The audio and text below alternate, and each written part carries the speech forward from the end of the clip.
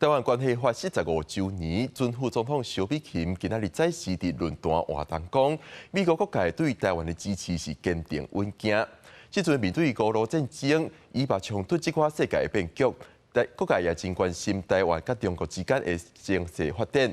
萧美琴认为，台湾必须要提供通予世界各国信任的稳定环境。萧峰那个名单满意吗？外交方面未来会协助林佳龙吗？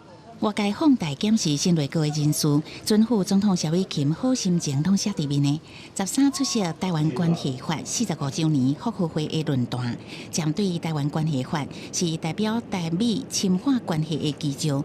萧美琴致辞的时阵讲，美界各国形容对台湾的支持正坚定，台湾往那表演世界良心的力量。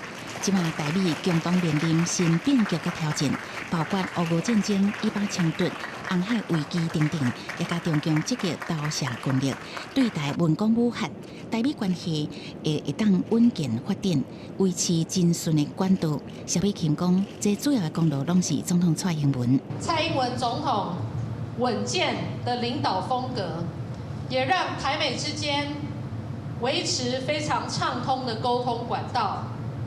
也达到零意外的相互信任。台湾面临安全的威胁，一寡外国企业、投资者关心台海局势。萧美琴表示，台湾需要提供会当信任的稳定环境。准总统赖清德有这个能力，和台湾贡献区域欢迎，提出4大基调的主张，亲像台湾会积极强化国防实力，先自助才有人助。美方原来有提供一寡协助，包括传统军售、总统提用权、外国军事用资、国际军事教育甲训练。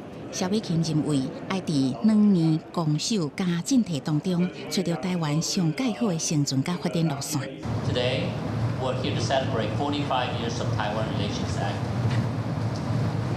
I am not sure how long we'll be able to continue to celebrate the anniversaries of DRA. Why do I say that? I worry that Xi Jinping might be preparing to take military action against Taiwan. 若是赖清德早起到台南土城正统六里门圣母庙出席妈祖銮桥出巡主岁桥的起讲，赖清德伫台南市长黄伟哲甲立委的陪伴亲身来扶桥出巡。记者综合报道。